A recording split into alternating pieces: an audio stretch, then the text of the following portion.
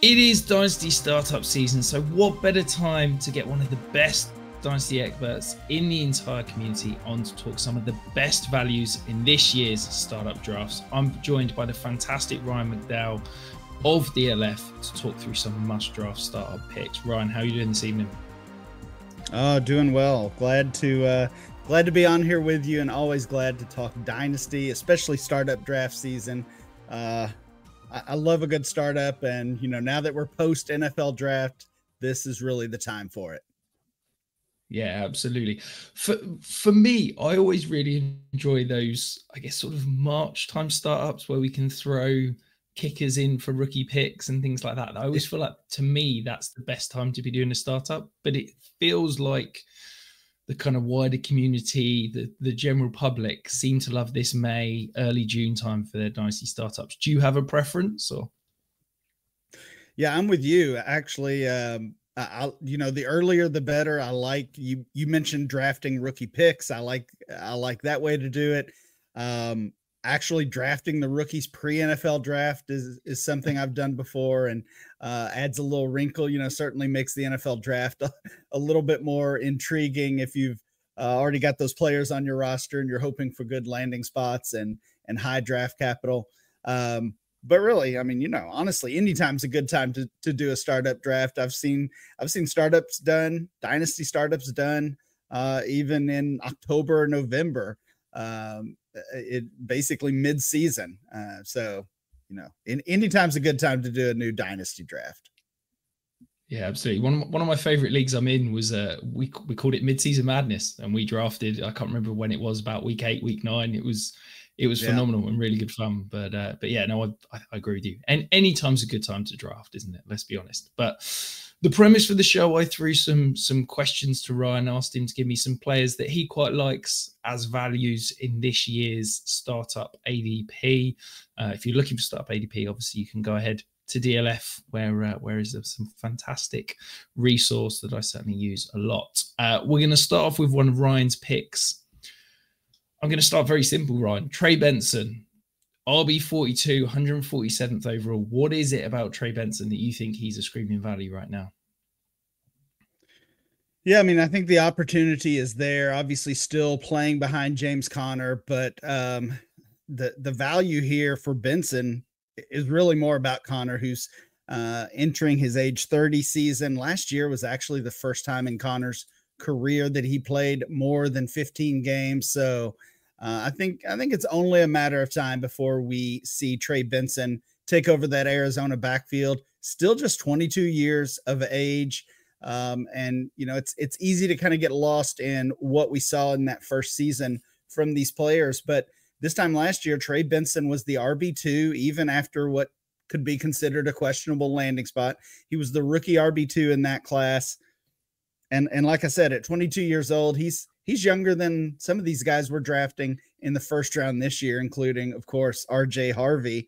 But like I said, I just love the value. You look back to 1 year ago as a rookie, 1 year ago at this time, Benson was the RB 17 and 89 overall in this same Superflex ADP that we're going to be referencing here today. So we've seen a massive value loss for Benson. And really all he did was exactly what we might have expected him to do, playing behind a veteran like James Conner, is not get a ton of opportunity. I don't think that was indicative of Benson's talent or his upside in dynasty leagues. So this is, like I said, it's just a matter of time. Be patient. If you didn't get Benson last year, you're going to be able to buy him at a big time discount right now. Yeah, I mean, I was really intrigued when you threw out Trey Benson, because he's kind of a player where I just can't make up my mind on him. I liked him as a prospect. I didn't love him. I like the situation. I like that Cardinals offense. I think that's undervalued, and I think it could be a really interesting run game. I love that James Conner for Trey Benson is, James Conner's, as you said, almost always injured. Very rarely, as you said, one time played a full season. And it's just like, I can't make up my mind whether Trey Benson is kind of a priority target for me on those teams where I like attacking running back in volume. You know, if you miss out on the top guys, I'm drafting as many as I can. And he's fallen in a spot, as you said, RB42, where you can draft him as your third, fourth, maybe even fifth running back if you're attacking it in volume and feel comfortable. But I also look at it saying, if for whatever reason James Conner doesn't get injured this year and James Conner plays a full season, do we have any confidence in Trey Benson going into his third year, having not seen a huge amount of work? And I think that there's some real inherent risk there. I mean, look at the numbers. He averaged 4.6 yards per carry last year, only saw 6 targets, which is a little bit of a concern. So yeah, I'm kind of like, I get what you're saying. I agree with you on the kind of the value point, but I don't know if are we just looking at a pure handcuff, I guess, is my kind of question to you. Yeah, I mean, we certainly could be. You know, you would expect that the team would want to get Benson more involved, regardless of Connor's health this year. I mean, there's been a lot of talk about the narrative of last season when it comes to these veteran running backs, and almost an aberration that the majority of them not only played so well, but stayed healthy. So I'm not betting on that happening again. But you know, even if Connor is able to stay on the field for the majority of the season, I think we've got to see more of Benson than we did last year, really, for exactly what you mentioned. You know, Arizona needs to figure out what they have in this kid. But mostly what I like, and I mentioned the value loss from year over year here with Benson, mostly what I like is the value at RB42, 147 overall. I mean, the players being drafted around him based on our ADP: Shedeur Sanders, Darnell Mooney, Jerome Ford, Jordan Mason, you know, useful players, but not valuable players, not players who have the upside of Benson. I mean, you know, we're certainly not wishing for injuries here, but if James Conner were to get injured today, we're talking about a major leap in value for Benson. And most of those other players in this range, maybe outside of the rookies, don't really have that as part of their range of outcomes. Yeah, absolutely. I think, you know, James Conner's realistically one serious injury away from kind of fantasy career being over, really, isn't he? And if, you know, as you said, touch wood, you don't want it to happen. But if James Conner were to, I don't know, tear his ACL or something tomorrow, Trey Benson's probably going to be a mid to back end RB2 immediately in ADP. So anytime someone's jumping kind of 6-7 rounds in value with one potential injury, having never seen the field, is well worth the dart throw as much. So I came up with one option for you, Ryan. I'm going to throw him in the mix here. Dak Prescott. As you said, we're using the Superflex ADP, 39th overall, QB 17 in value.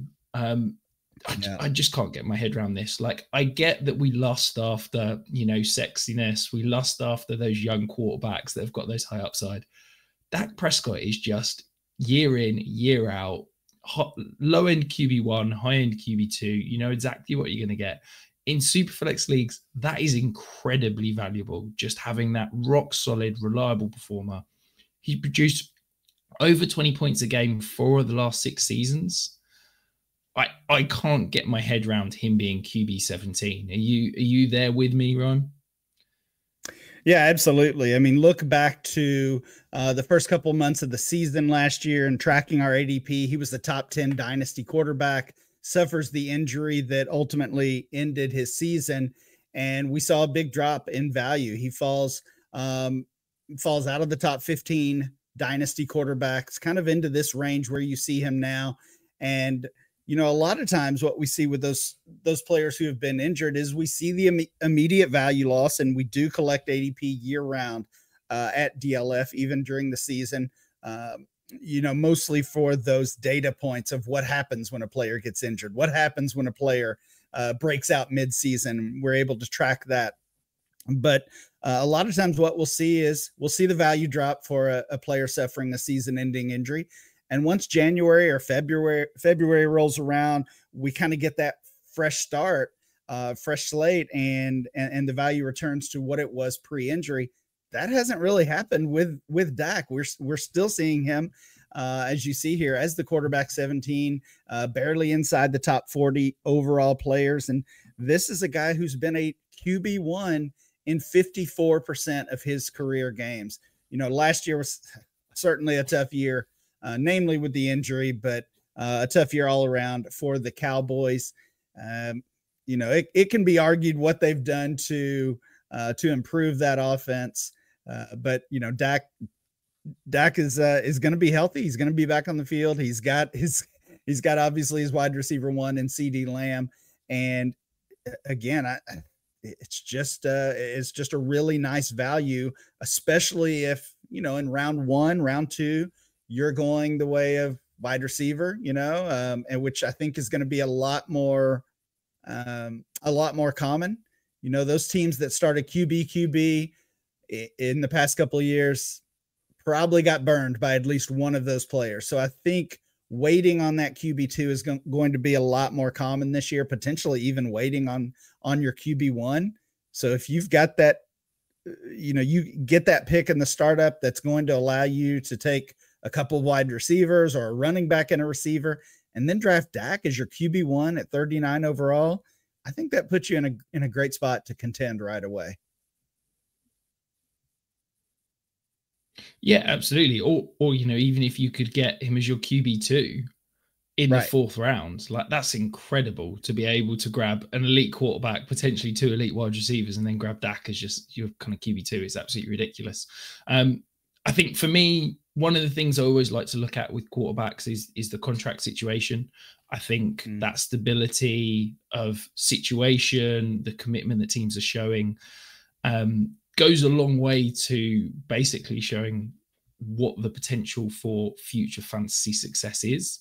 And with Dak Prescott, you look at the contract. I mean, the Cowboys can't get rid of him. He's got $108 million dead cap if they tried to release him this year. There's no way they can get out of this contract over the next 3 years. And even if they did in 2028, there'd be a $32 million dead cap hit. So he's going to be the starting quarterback for the next 3 years, guaranteed. Yeah. And that gives me so much security, which in Superflex with, you know, I know we like to think about building dynasties for 10, 15 years, and I'm going to have this quarterback for that long. It doesn't happen. And quite frankly, with the quarterback position, we see these rookies come in and churn out. It's less than 50% hit rate in terms of them making their second contracts on their current team. So if you can guarantee me, I've got Dak Prescott, who's going to be, even if we say a high-end QB2 for the next 3 seasons at least, that's incredible. And I think there's a new upside, a new ceiling this year with, you know, George Pickens and CeeDee Lamb and what that offense could potentially be. I'm very intrigued. Yeah, and I do think, sorry, Rich, I do think this QB 17 rank for Dak is also just a product of the depth of the quarterback position that we're seeing right now. Really feels deeper than it's been in quite a while. And that's another reason that Superflex dynasty managers are potentially going to be able to wait to round 3, 4, maybe even later to pick up that QB2. Yeah, I think it'll be really interesting to see. As you said, last year it felt like everybody in startups, certainly startups I was in, was going QB and hammering and locking down that position because there wasn't the depth. And I've seen it this year where we've seen, perhaps it's, you know, the advent of people like Brock Bowers and Trey McBride with that elite tier of wide receivers, perhaps separating themselves from the kind of second, third tier, combined with the depth of the quarterback. But there's been a lot more comfort level, shall we say, in kind of leaving that second round without sometimes any quarterback, whereas it felt like last year that was kind of something that was never happening. But before we move on to Ryan's last 2 picks, if you are finding us for the first time, welcome. Hit the subscribe button. Guarantee we've got best ball season just around the corner, and of course I'll be pumping out dynasty content every single week. Ryan, your next pick, Isaiah Likely. I was a little bit shocked when you sent this through to see just how low he was. Tight end 16, 151st overall. Are you expecting this season could be a likely breakout and as he takes over from Mark Andrews as he walks off into the sunset? Yeah, and I mentioned with Benson that that choice was really more about James Conner. Similar story. This choice is all about Mark Andrews, and I think most of what we've seen from the Ravens organization so far this offseason has told us that there's a good chance that Andrews is not on that roster week one. And of course, a lot of people, myself included, were expecting some draft weekend trades, potentially Andrews to be involved in one of those. And of course, that did not happen, but there's plenty of time until week one. I think actually, as of our recording today, we've got 100 days exactly until week one kicks off. So I'm operating as if Mark Andrews is going to be gone. And similar to Trey Benson, once that happens, we're talking about a huge value jump for Isaiah Likely, 151 overall. You know, the names around him, I actually, he's kind of in that same range as Trey Benson. So the names are similar. Darnell Mooney, Jerome Ford is right ahead of Isaiah Likely. I don't understand that at all. So yeah, a lot of the same names, but Likely, even in kind of that shared role last year, still produced 5 tight end 1 games. For reference, that's the same as guys like Dallas Goedert and Jake Ferguson. So in a shared role, pretty impressive. And again, if Andrews is gone from that roster, I think we're certainly looking at an Isaiah Likely breakout year. Yeah, and I think even if we don't see Mark Andrews moved, you know, it feels like the Ravens were preparing themselves. You know, Eric DeCosta was asked time and time again about Mark Andrews trades, and he never really knocked it down wholeheartedly. So I think that even if they don't move him, it does feel like this is probably the last year of Mark Andrews in Baltimore. And I also think that the lack of real elite wide receiver options being added. Now, I know they added DeAndre Hopkins. I'm sadly not classing him in the elite territory anymore. I think that we've seen Isaiah Likely used as that kind of move tight ends, line up in the slot plenty, and the fact that there's not a true kind of third wide receiver to complement Bateman and Flowers, I think is a good thing for Likely. Are we going to see some more 2 tight end sets with potentially Andrews and Likely both out of the slot? I don't know, but as you said, at tight end 16, I think worst case scenario, he pays off that value this year. I think best case scenario, you've got an ascending asset moving into a really interesting role in as part of a high-priced, high-powered offense. You know, we want pieces on this Baltimore offense. Likely feels like one of the cheap ones that could be really interesting. We're going to stick with the tight end position, though, Ryan, and move across to your second pick. Literally the next pick in ADP, 152nd overall, tight end 17, Evan Engram. So it feels like the Sean Payton Joker is the off-season trope of choice every single year. But is this the year where Evan Engram becomes that Joker and really sparks for fantasy? Well, this is the first time, at least in his short time in Denver, that Sean Payton's actually had a legit tight end. Of course, goes out and acquires Engram. You know, over the past year or two, we've been chasing these really no-name tight ends that Denver had on their roster and hoping they somehow followed that Jimmy Graham path. And of course, that has not happened yet. Evan Engram, again, really kind of similar to Dak Prescott. We saw the injury, actually missed about a month near the start of the season. And then the Jaguars season just fell apart. The injury to Lawrence, really injuries all over the place on that offense, and kind of a lost season in Jacksonville. Ingram's value plummeted in part because of that and hasn't really rebounded. As you see here, 152 overall, tight end 17, obviously right behind Isaiah Likely. And we're talking about potentially the second target on this team behind Cortland Sutton. I don't get this one. I think Evan Engram, 30 years old, one of the easiest buys or draft targets in Dynasty right now. Yeah, I think, look, Evan Engram is not a traditional tight end. Evan Engram is a unique player that needs an offensive coach to scheme up ways to get open. He can hardly line up in line. He's certainly not going to win in the blocking game, and he doesn't run traditional routes. But when an offensive mind like Sean Payton goes out and targets a player like Evan Engram, it's like, okay, he's not just signing him to come in and be a tight end. He's signing him because he's got some sort of plan on how to use him. I'm very interested to see what that plan is, because I think that outside of Courtland Sutton, some of the best receivers in Denver are slot receivers. You think of what Devon Vele did last year. Obviously, they spent a 3rd-round pick on Pat Bryant, who's primarily going to be a kind of a big power slot type. So does that mean we're going to see Evan Engram and potentially one of those on the field at the same time?